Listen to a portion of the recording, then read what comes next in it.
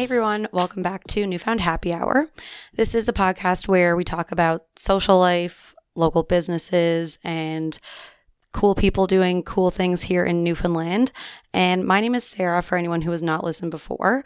Today's episode is going to be in honor of International Women's Day, and I'm going to be speaking to a coworker of mine, Melanie, who is on the people and culture team at Mysa, where we both work, which is basically our HR team.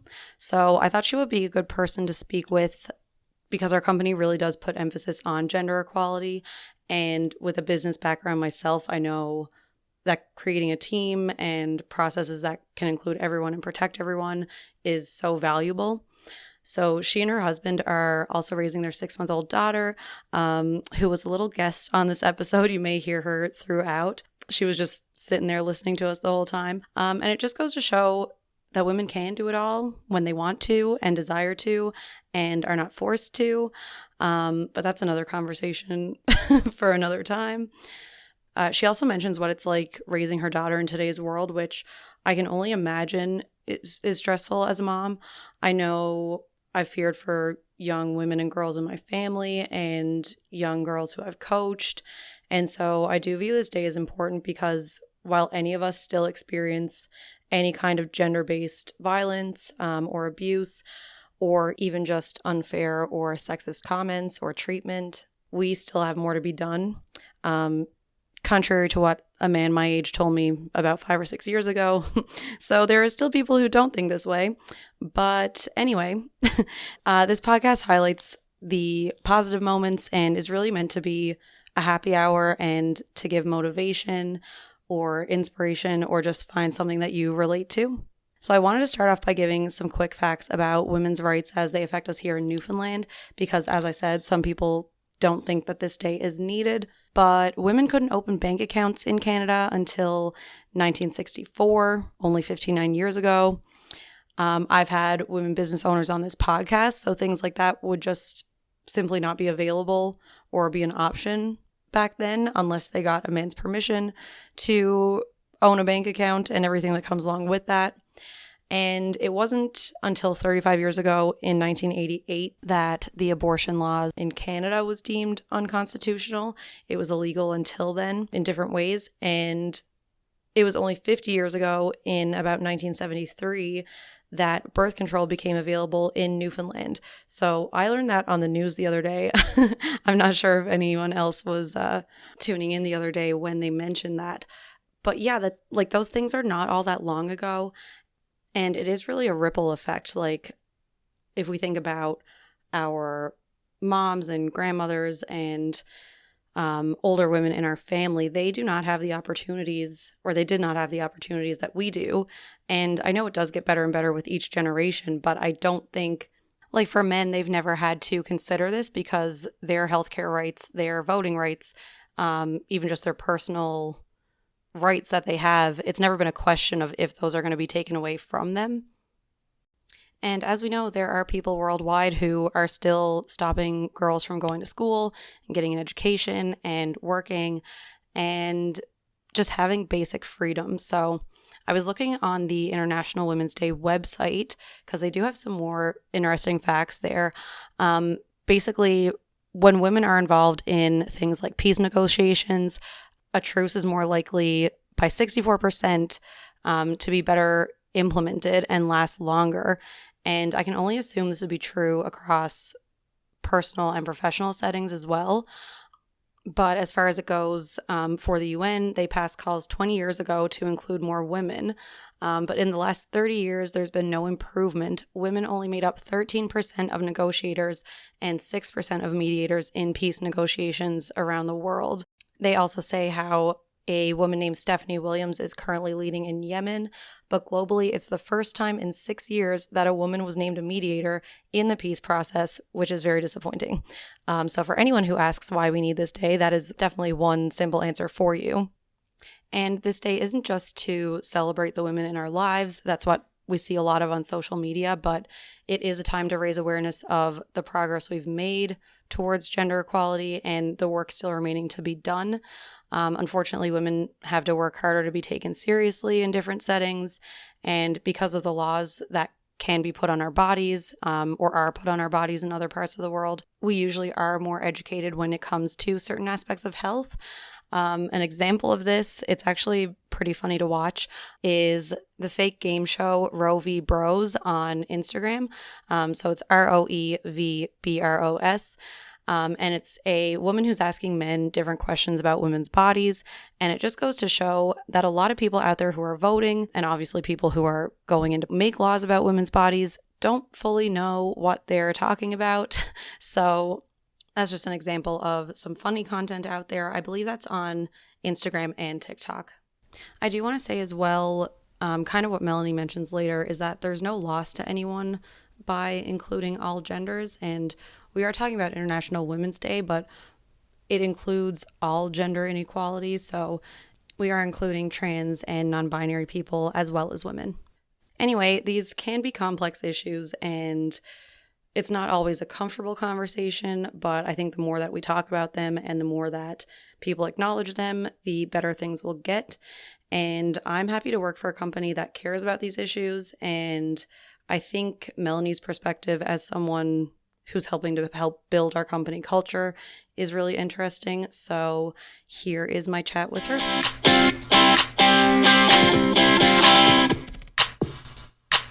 Okay, so we're here with my coworker, Melanie.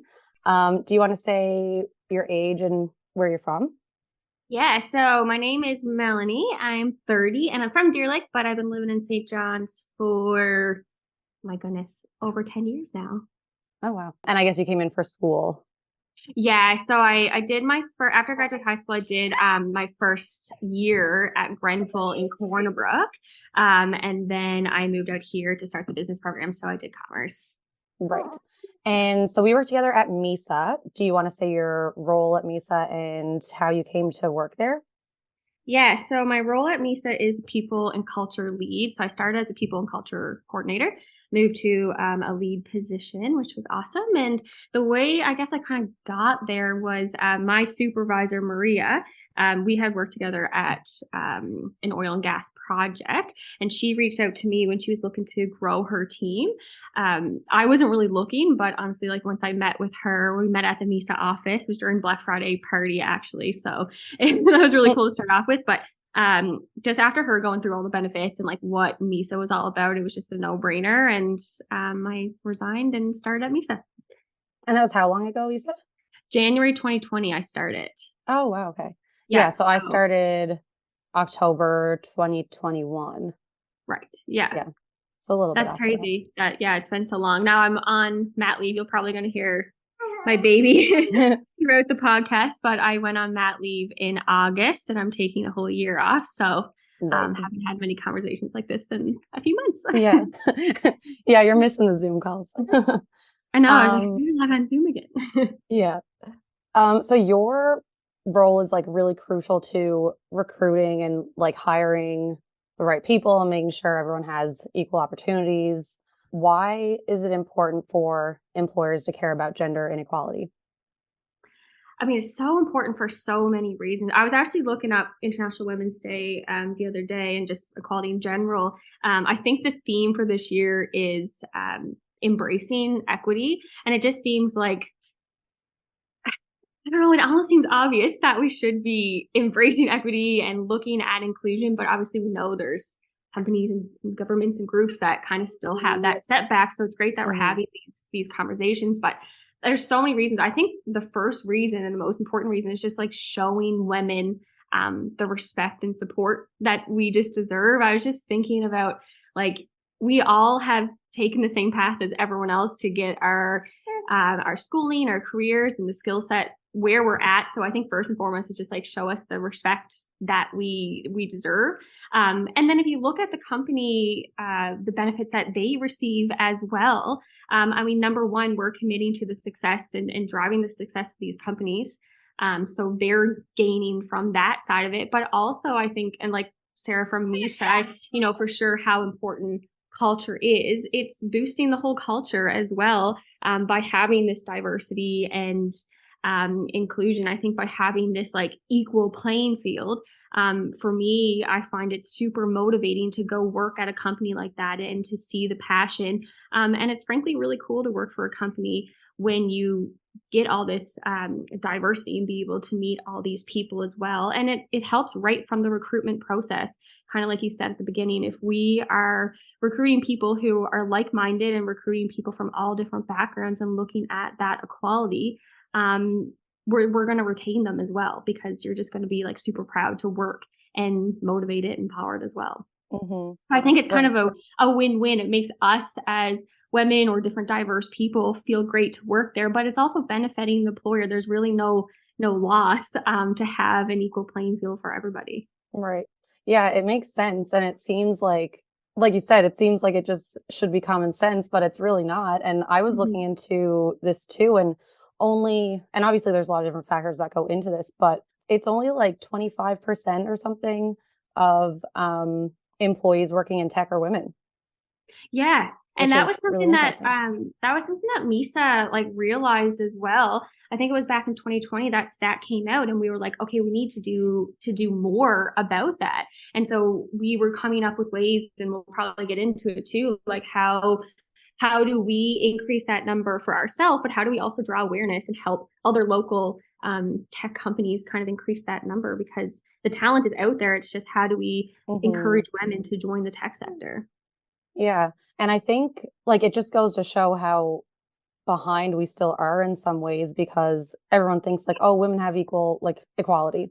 But yeah, when you think about like, because it wasn't a thing for women to do that for so long, like it's still like we're still a little bit farther back in that way, because there's not as many women in tech and science and all of that. Yeah. And I think it's this barrier, this notion that we used to have that like tech is a more male dominated industry, or oil and gas or aviation, wherever you come from. So there's sometimes this barrier that women think like, oh, I can't go work there because I don't know tech, or I don't know oil and gas, or whatnot, right? So it's kind of just like starting to break down barriers and show different exposures of what we're doing to try and encourage people to join.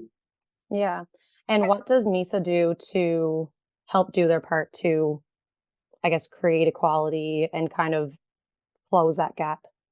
Yeah, I think we're super fortunate because like Mysa has never ever not had an inclusive, welcoming environment. I feel like they started right off on that page, right from our co-founders Josh and Zach. I feel like they're just that type of people who welcome everybody, and I don't even think that was part of the question. So I think we've really created an environment that support genders, race, religions, backgrounds, everything. And I think that's awesome. But one thing that I think kind of put it on paper, which I was really happy to see, was I believe it was 2020. Mysa had signed a diversity pledge, and that was another local tech company who came up with that pledge. I think it was 12 different steps in that. And one of that was like creating non-biased recruitment practice and really focusing on making sure that women were being interviewed and getting an equal opportunity. It's something that we did anyway, whether it was our recruitment team or the hiring managers. But I think just having it on paper, like I said, was like solidified. Okay, like, we are following these steps and making the right thing. And that was part of that was because that 25% women in the workforce came out, and it's like, what do we do? So yeah, I think first and foremost is starting right from the recruitment process, and making sure that we are hiring women, and then we're celebrating when they do come on board. And not even just women too, it's just like all equality and looking at the skill set that the person brings and not necessarily their background or where they come from. I think the other thing that we do is like, if you look at our senior management team, our executive leadership team, and our board, there's women who sit at all those levels as well. And I personally think that's super empowering and motivating, just to know that like us women have a voice at that level. And I mean, Sarah, you and I can look then at our futures at Mysa and say, there is an opportunity for us at those senior levels. So I think that's super motivating. And I think also like our company benefits that we have, I'll just speak kind of like as like a new mom, but the benefits are there for everybody. I was going to say parental leave is a great one. The parental leave that we have, obviously, well, I took a year off, and so there's a few government benefits with that, but that means a reduced salary for me. But Mysa actually implemented a maternity top up where for a certain period, they'll give you a percentage of your salary. So that was huge for me and my family to be able to get that extra income. And yeah, so that was a huge benefit. And then I think just the flexibility, like when I come back to work, it's obviously going to be a huge tradition, transition, sorry. And I think just having the flexibility, if I need time off with my daughter, if she's sick, or even if I just want to go to like a gymnastics class with her, I have that flexibility, that I can take time off work. And that's just an example as a mom, but I think like anyone really has that flexibility to do whatever they need to do and have that work-life balance. Yeah. Well, I think it definitely wasn't accepted in careers like even 10, 20 years ago. Like I know my mom only got 4 months of mat leave with me. My mom was actually, my dad was telling me that last night. My mom went back to work after 4 months as well because she was a teacher and the opportunity came up. And if she didn't go back, she wouldn't have that position anymore. Right. So, you know, that's unfortunately, and I took a little bit of time off before the baby just to prepare. So I felt really supported there as well. The other thing I think it's really cool, and this is just such a simple concept, but just like we use Slack, obviously, as you know, at work, and just having the women Slack channel as well, I feel it's awesome. It's such a simple concept, but we just have a channel created where all the women, females in the company are in that channel. And it's just kind of like a safe space that we could just chat. It doesn't even have to be work related. It's literally random, as you know, but I just love that we have a spot that we can all kind of just chat. And like looking at the women that work at Mysa, I don't know, they're pretty talented. Like the stuff that everyone brings to the table is incredible. And I love just hearing from everyone and everyone's perspective. So yeah, I think even that Slack channel is really cool and just creates like another layer of equality at work. Yeah, that's true.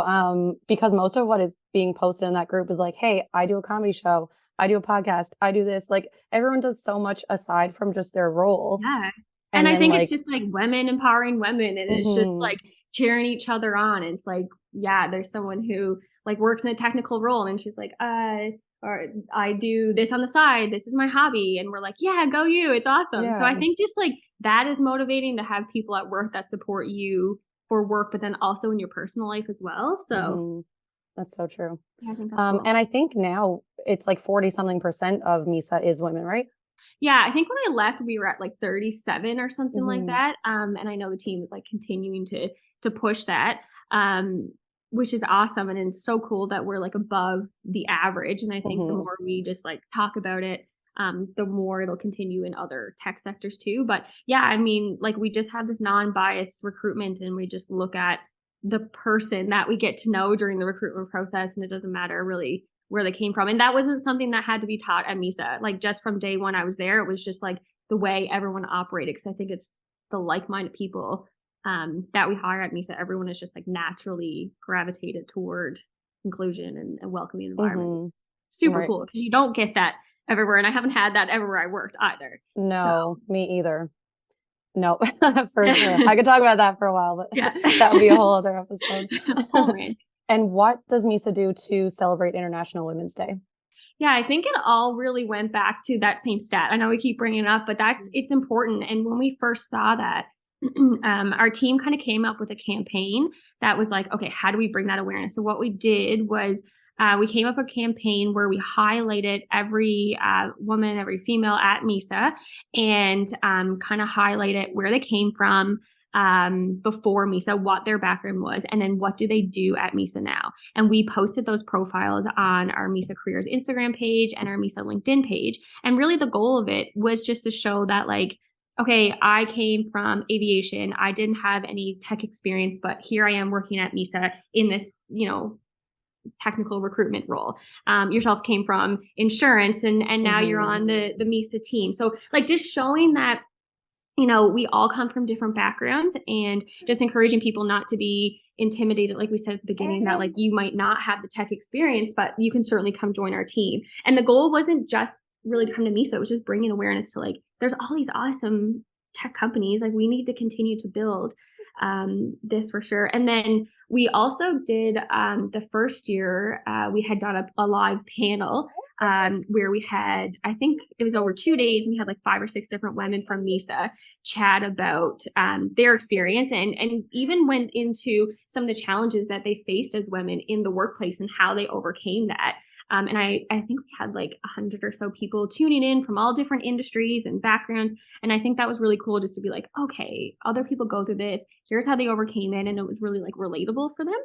Mm-hmm. So I think, but I think the biggest thing is just like showcasing that and then just celebrating everybody's wins. Like, we celebrate everything at Mysa. But yeah, I think sharing the profiles was the biggest thing we did. And it's continuing now. They're running a series right now. I just seen on Instagram this week. So yeah, anyone can tune in there. But yeah, it's really cool to see that. Yeah, for sure. And I guess you see so many resumes and like people applying and like even people asking questions. Cause I know with our team, like we do get people coming to us asking like, how can I apply? How can I ask someone like, what should I do? What do I need? Obviously very like eager to look into this company for obvious reasons. So what would you say to anyone, and specifically young women, if they want to go into male dominated industries, not just tech, because there are so many others? Yeah. And I think like when you look at my background, I kind of mentioned a little bit, but like I came from oil and gas, and then I went to aviation and now tech. So all 3 of those are pretty heavily male dominated industries, which can be intimidating, especially if you don't really know the industry walking into it. I personally found that intimidating. But I think in all those examples, like there were women who sat on the executive teams, and just knowing that there was a voice there, and they were drivers of equality as well, which was awesome to see. But I think the biggest thing is like, know your worth, know the value that you bring to the table, and be confident. Like instead of kind of just putting a resume out there and just trying to get a job, like we have a lot of people, like you just said, that are like, I want to work at Mysa. Mysa is my goal. Or pick the company that you want to work for and then really show them what you can bring to the table. And I think like the confidence is the biggest thing. Like when we hire people, we hire you, like we have a pretty like rigorous process that we go through, because we want to make sure that you are the best fit technically, but culture to us is huge. And we want to make sure that you're a good culture fit as well. And when we hire you, like we truly believe that you are an expert in that position. So when you start the job, go in with that attitude of like, hey, I am the expert in that position. And, kind of take that down, that like barrier of like, I might not know everything, but I'm here to learn. Like for me, walking into Mysa, like I knew a little bit about software recruitment, but like I didn't know at all about, I guess I knew about recruitment, but not the level of like languages and programming. But walking into those meetings and saying like, hey, I admit I don't know everything, but I'm here to learn. I'm here to ask questions. And then I found I gained a lot of respect just by kind of asking the questions. So I think it's just like, know that you are the expert. People are coming to you because you were hired for that role, and kind of just know what your value is. And I think what we already mentioned about that, the women at Mysa, is surround yourself with other women in the company too. Find your circle, and then you can continue to like empower each other. And, if you do face any of those hardships that unfortunately women are still facing sometimes, at least you have that like circle around you that you can kind of lean on as well. Right. Yeah. And I know like you definitely have another level of feeling safe when you know that your company doesn't tolerate any kind of discrimination or like 100%. Yeah. So that's and I think we're just so fortunate, and we've been at Mysa for a few years now, that I feel like sometimes I have a little bit of I know blinders on kind of to the discrimination that happens, because Mysa just doesn't tolerate it. Like we have a no discrimination policy, and just making sure that everyone is fair. So sometimes I do think I have blinders on and a little bit oblivious to it still happening. But you're right. It's almost something that's just second nature for us, and we don't really have to think about, because no matter if it's like woman to woman, man to like woman to man, I think that everyone is treated fairly at Mysa. So we're super fortunate in that way. But regardless the industry you go in, I think it's, if you can kind of surround yourself with some people who are going to uplift you and empower you, then I think you're kind of set up for better success. Yeah, totally. And like you said, you're currently on leave with a 6-month-old, Yeah. who's adorable. So now having a daughter, what does equality mean to you as you raise her? Such a great question. And like everything changes when you have a baby. Obviously, like your whole world and day to day change, but I feel like my perspective on everything changes. Like, Yeah. obviously, like before you have a baby, you care about yourself and you care about your own rights, but like now it's like tenfold. And I'm just thinking about like so many different things when it comes to her. I mean, yeah, so I have a little girl. Her name is Charlie. So just her being a woman, there's probably going to be some hardships. The other thing for Charlie as well is that she is mixed ethnicity. So she's a quarter Chinese and her last name is Kung. And we're so proud of that. Like we love that piece to who she is. And like we have already celebrated Chinese New Year and really immersing that new culture. But I already have faced a racial slur towards her. And I just know that there's probably going to be things that comes up in her life that she has to face because of her ethnicity and because she's a woman. So she already has those two things maybe pinned against her. But I also think that it's the most amazing thing about her. So we're just trying to like build up both of those and just like let her know how awesome it is. And I think like one way we can do it really simply is I feel like I'm already doing like words of affirmation. Like she sits on the floor and I'm like, you are strong, you are kind. And like just doing things like that, I think just like builds her up. But the other thing is like in our household, me and Jordan, my husband, are equal in regards to everything. Like we parent equal. There's no like gender roles per se in terms of like roles and responsibilities in our home. We do everything equally. One night he'll cook, I'll clean. The next night he'll clean, I'll cook. Like there's no set roles. So I think just growing her in a household that's like we're equal parenting, we treat each other with respect, and then just like building her to be as confident as she can be so that if she is faced with any of those hardships she can kind of stand around and know what she brings to the table too. So, but yeah, it's a bit overwhelming to be honest, just to think about like what this little girl who's only 6 months old might face. But yeah, I think we just need to like set her up to know who she is and be proud of who she is as well. And then she'll be ready to go. Yeah, I remember when my niece was born, I was like, suddenly all these things we do in our family that I do like myself, I'm like, okay, you're like you said, your perspective just changed. I'm like, we're not going to have certain conversations. We're not going to speak a certain way because you just, I don't know. It's so true. It's like you said, like you think of her facing like, it's like, yeah, I face things like that and whatever. But thinking of her having to face it is like heartbreaking. Yeah, it's like, how much can I protect her from? And like the world honestly is a scary place. And like I know we all grew up, but like I don't know, I just want to protect her as much as I can, but also just to like enable her with like the mindset that's like, okay, you can also do it, and I think just like doing these podcasts and when I go back to work, just like showing her that like mom is on the people and culture team and I'm leading a team and I don't know, I just want to be like a good role model. But yeah, your whole perspective changes and it's just like, okay, what do I need to do to set her up for success? But she is so cute. I can't. Oh, and the little pigtails. So sweet. So I always end with sharing a piece of advice. So it doesn't have to be about work or anything like that. Just either like advice you always share or advice someone shared with you once. Yeah, I think I think it was actually like when I first joined Mysa, there was a talk and somebody had said the quote that was like, be comfortable with being uncomfortable. And I was like, okay, what does that even mean? But it was super interesting because it's more so in regards of like stepping outside your comfort zone and taking on risks. I feel like that's when you really grow. And this all goes back to like everything we talked about today and kind of that like intimidation that's there sometimes and like knowing your worth. But like, for example, just like on my own side to bring up again, like entering into a new industry and not knowing everything about it. I personally kind of found those meetings at first uncomfortable, not because anyone at work made it that way, but I just felt like I didn't have the language and knowledge to have like a proper dialogue. So I kind of felt a little bit like less than maybe because I was like, oh, I'm not on this like technical level. But then when I was like, okay, I'm going to be comfortable in these meetings, I'm going to sit there and be present and then start to ask these questions and become very curious. And then all of a sudden I gained all this respect from the hiring managers because it's like, okay, Mel wants to learn and Mel wants to immerse herself into this.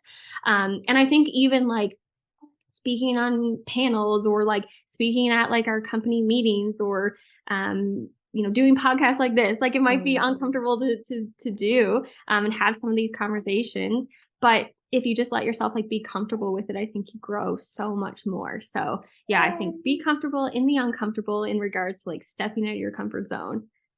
I thought that was pretty good advice. And I kind of let myself remember that every time I'm like nervous to do something, or if it's like not super natural to me, just kind of keep that in the back of my head, because at the end of it, I feel like you step away being like, I did it. I'm proud of myself. So yeah. Yeah.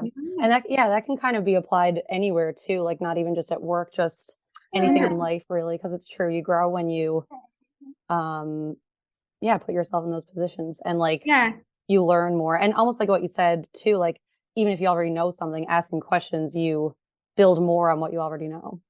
Yeah, definitely. Yeah, I think that could be totally in your personal life as well. But yeah, some good advice. Yeah. Awesome. Well, thanks for talking to me today. I think it's important this whole podcast is like shining a light on good things people are doing. So obviously I knew at one point I had to talk about my job because it's a great company. It's amazing. And yeah, it is. I'll definitely have to have more people from Mysa on as well. Cause like you said, there's so many backgrounds and people doing cool things. So yeah, I think like we're just so fortunate. And I think like it's so good to talk about in these settings too, because it like reminds me how fortunate we are, because there are a lot of like women or different people of like diverse backgrounds who face hardships in the workplace. And I just think we're super fortunate to be at a company that like celebrates who you are and what you bring to the table. But yeah, I think you could talk to some really cool people at work and just get an idea of like who they are and where they came from and kind of what they bring to the table now at Mysa. Yeah, for sure. Well, thanks again. This no is problem. lovely. And happy International Women's Day to you. Happy International Women's Day to you and Charlie. Oh, thank you.